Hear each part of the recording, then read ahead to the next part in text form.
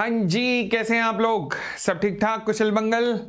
चलिए, आप में से कई लोग ऐसे होंगे जो पहली बार इस सीरीज को देख रहे होंगे। दोस्तों, मैं बता दूं, इस सीरीज का नाम है कॉर्पोरेट अपडेट्स या कॉर्पोरेट नॉलेज सीरीज। ये सीरीज बहुत ही वाइटल है, बहुत ही जरूरी है उन सभी स्टूडेंट्स के लिए जो चाहे सीए कर रहे हो, सीएमए कर रहे हो या सीएस कर रहे हो। क्योंकि जो भी आप ज्ञान कॉर्पोरेट या फिर अदर लॉस के अंदर लेते हैं अपनी क्लासेस के अंदर, यहाँ पर उसका प्रैक्टिकल एप्लीकेशन दिखाया जाता है कि रियल वर्ल्ड में कैसी कैसी घटनाएं घट रही हैं। ठीक है, चलिए। तो आज, इससे पहले कि हम आज की सीरीज को शुरू करें, एक बहुत जरूरी सूचना सीए इंटर को लेकर।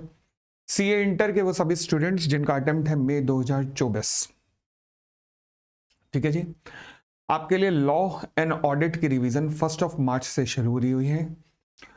डिटेल रिवीजन का शेड्यूल मैं अगले 3-4 दिन में आपको दे दूंगा कि किस किस टाइम पर हम कौन कौन सा लेक्चर करेंगे, कौन कौन सी रिवीजन होगी, कौन कौन से चैप्टर की। ऑडिट का भी शेड्यूल दे दूंगा और आपको लॉ का भी शेड्यूल दे दूंगा। फिलहाल 1 मार्च से आप तैयार रहिए रिवीजन के लिए। बुक्स जो लेना चाहते हैं इन रिवीजन्स के लिए, वो जाके amitpopliClasses.com पे बुक्स ले सकते हैं। और बुक्स के जो प्राइजेस हैं वो स्पेशली स्लैश्ड कर दिए गए हैं, काफ़ी नीचे कर दिए गए हैं, केवल इसलिए ताकि आप इन रिवीजन क्लासेस का बेनिफिट ले सकें। तो इन रिवीजन क्लासेस में 1 मार्च से जो शुरू होने वाली है, आपको लॉ की बुक चाहिए होगी अपने पास, और वो अपने पास जरूर रखिएगा। एंड फिर हम शुरू करते हैं और पूरा शेड्यूल मैं आपको लॉ एंड ऑडिट की रिवीजन का दे दूंगा। ऑडिट की रिवीजन भी बुक भी ले सकते हैं, यस वो भी ले सकते हैं, वो भी 1 मार्च तक आपको वेबसाइट पे अवेलेबल हो जाएगी। ठीक है जी, चलिए। उस बुक के अंदर आपको huge number of the MCQs plus case studies based questions plus correct और इनकरेक्ट, ये दोनों मिलेंगे। और ये सब मिलाकर 50 नंबर का केवल ऑडिट के पेपर में आता है। तो बहुत स्कोरिंग पेपर है ऑडिट का, और आपको वहां पर ये सब कुछ बुक्स के अंदर मिल जाएगा। तो सीए इंटर के लिए रिवीजन शुरू हो रही है 1 मार्च से। ठीक है जी, चलिए आज की न्यूज पर आते हैं। आज हमारे पास न्यूज है, सबसे पहली न्यूज है जी और सोनी को लेकर। भाई साहब, अच्छा, इस न्यूज से पहले भी एक और न्यूज है जी को लेकर, वो है ये न्यूज है।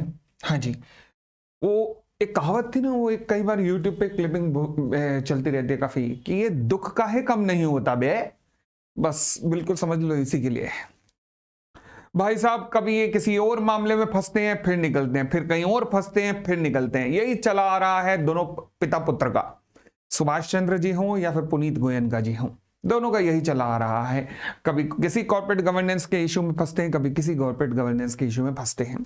फिलहाल अब हुआ क्या है, लगभग 2000 करोड़ का फ्रॉड कंपनी की बुक्स में, अकाउंट्स में पकड़ा है। किसने? सेबी ने। सेबी कह रही है ये फिगर टेंटेटिव है, ये इंक्रीज भी हो सकते हैं, रिड्यूस भी हो सकते हैं, बट ये टेंटेटिव फिगर 2000 करोड़ की है। अर्लियर दे एक्सपेक्टेड कि ये फिगर होगी 200 करोड़, बट वो 10 गुना ज्यादा निकली है, लगभग 2000 करोड़। तो टेंटेटिव फिगर फाइनलाइज कब होगी? सभी ने बुलाया है पुनीत गोयनका साहब को और सुभाष चंद्र जी को, जी के, ताकि उनसे अब इन्वेस्टिगेशन होगी। उस इन्वेस्टिगेशन के बाद सभी एक एग्जैक्ट फिगर बता पाएगा। हालांकि जी ने ऐसे मना किया है कि नहीं नहीं, ऐसा कुछ भी नहीं हुआ, हमने कुछ ऐसा नहीं किया। बट सभी का कहना है कि जो बुक्स ऑफ अकाउंट्स में पैसा आया था, जो कंपनी के अकाउंट्स में पैसा आया था, उस पैसे को डाइवर्ट कर दिया गया है प्रमोटर्स के पर्सनल अकाउंट्स की तरफ, यानी कि शेयर होल्डर का पैसा उठा के प्रमोटर्स की तरफ भेज दिया गया है, दोनों पिता पुत्र की तरफ भेज दिया गया है। तो ये इन्वेस्टिगेशन ऑन है और देखते हैं क्या होता है। आगे चलकर मैं आपको अपडेट रखूंगा। बट फिलहाल इसी के बीच में एक न्यूज ये भी आई कि कहीं ना कहीं यारी दोस्ती कहीं ना कहीं इकट्ठी हो रही है। और इसी को देखते हुए ही पिछले कुछ दिनों से अगर आप देखेंगे तो शेयर प्राइस लगातार बढ़ने की कोशिश करता है। ये और बात है कि जैसे ही 2000 करोड़ के फ्रॉड की न्यूज आई, वो अचानक से 15% नीचे गिर गया। बट फिर भी ये लगातार जिस तरीके से मूवमेंट ऊपर की तरफ आ रहा है, कहा जा रहा है कि कहीं ना कहीं खिचड़ी पक रही है। कंपनी के जो बड़े बड़े इन्वेस्टर्स हैं, उनमें से एक इन्वेस्टर्स जो आईआईएफएल हैं, उनके संजीव भसीन जी को भी मैं सुन रहा था जी बिजनेस पे आकर, वो कह रहे थे कि हाँ जी, कहीं ना कहीं खिचड़ी पक रही है और उनका काफी उस ग्रुप का काफी बड़ा इन्वेस्टमेंट है। तो कहीं ना कहीं खिचड़ी पक रही है, अगर वो भी अपने एंगल पे कह रहे हैं तो लग रहा है कि ऊपर लेवल पे कहीं ना कहीं कुछ तो हो रहा है। हालांकि सोनी मना कर चुका है, बट शायद जो इस रिपोर्ट में, इकोनॉमिक टाइम्स की रिपोर्ट में कहा गया है कि जी अब सोनी की सारी रिपोर्ट्स मानने, सारी जो भी उसकी कंडीशंस थी वो मानने के लिए तैयार हो चुका है, जिनमें से एक सबसे बड़ी कंडीशन ये थी कि Puneet Goenka who is hardly holding 3.5% of the shares of the company, उसे एमडी की पोस्ट से उन्हें रिजाइन करना पड़ेगा, जो कि वो तैयार नहीं थे, बट अब वो तैयार दिख रहे हैं। ये र्यूमर्स हैं, अभी आज के डेट में केवल र्यूमर्स हैं।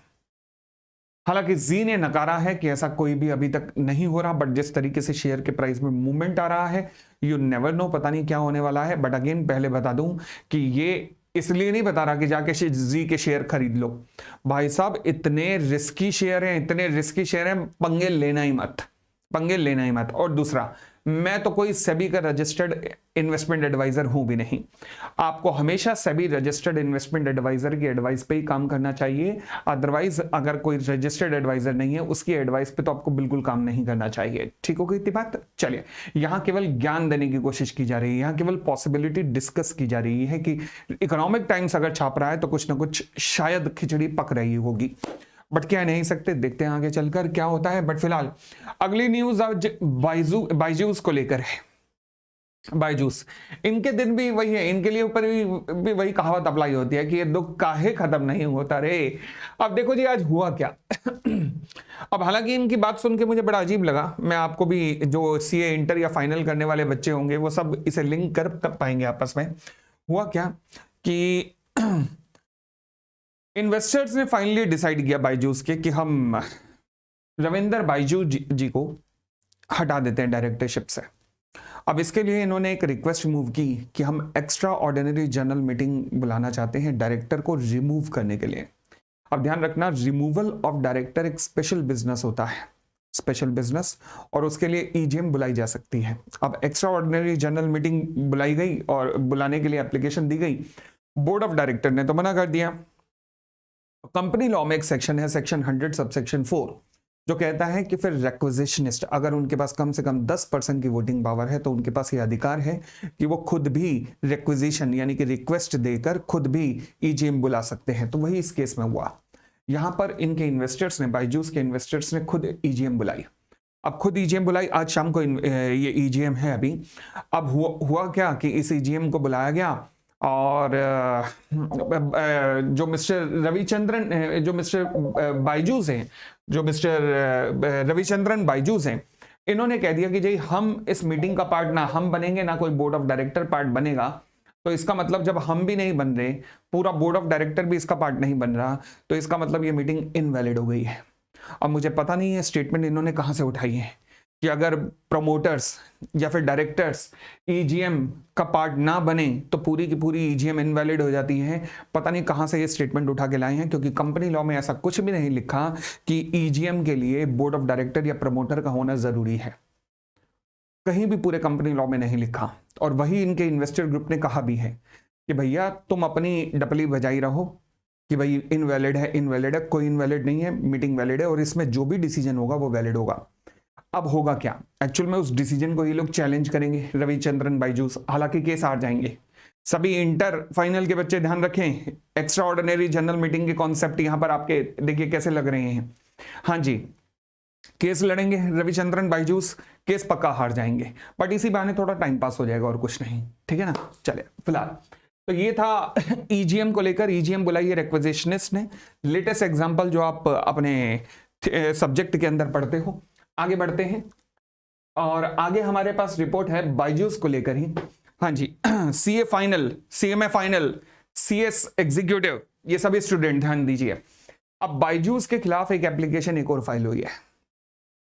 वो एप्लीकेशन फाइल हुई है ऑपरेशन एंड मिसमैनेजमेंट के अंदर। ऑपरेशन एंड मिसमैनेजमेंट कहां पर आता है? कंपनी लॉ सेक्शन 241 के अंदर।